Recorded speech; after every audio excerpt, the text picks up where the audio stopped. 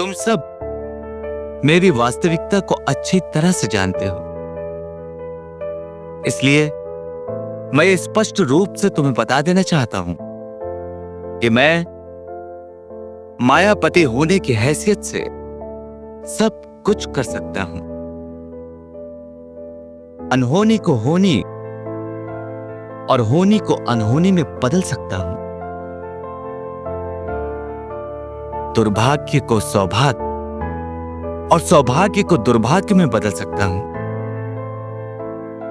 मैंने ही जो विधि का विधान बनाया है वो प्राणियों के कर्मों और कर्मों के फल का विधान है। मनुष्य के कर्म का फल ही विधि कहलाता है और मैं उसमें हस्तक्षेप नहीं करना चाहता। अपने चाहने वालों के लिए भी नहीं केशव। द्रौपदी, यदि विधाता ही पक्षपात करने लगे तो धर्म कहां रह जाएगा, न्याय कहां रह जाएगा। धर्म की बजाय अधर्म का पलड़ा इतना भारी हो जाएगा कि वो धरती को छूने लगेगा। ये सारा संसार, इस सारी सृष्टि का आधार है धर्म। जब धर्म ही नहीं रहेगा तो संसार का तो अंत हो जाएगा।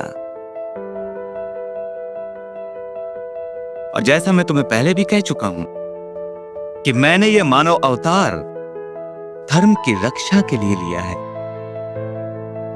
धर्म जब जब संकट में होगा तब तब मैं आऊंगा। हां, तब तब मैं आऊंगा। तो फिर द्रौपदी, मैं जो धर्म का रक्षक हूं वो भला धर्म का भक्षक कैसे हो सकता है? परंतु केशव, मैं तो एक माँ हूँ और ममता का तो धर्म ही अपनी संतान की रक्षा और उद्धार करना है। तो फिर मैं अपने पुत्रों की मृत्यु चुपचाप कैसे सह सकती हूँ, कैसे सह सकती हूँ? परंतु द्रौपदी, इस महायुद्ध में केवल तुम्हारे ही 5 पुत्रों को मृत्यु नहीं आई, दोनों पक्षों के लाखों योद्धा मारे गए। वो सब किसी न किसी के पुत्र तो थे, किसी के पति थे, किसी के पिता थे। यदि उन सब के चाहने वाले तुम्हारे जैसे विलाप में डूब जाएं और ईश्वर से उनकी मृत्यु का कारण पूछने लगे तो फिर क्या होगा?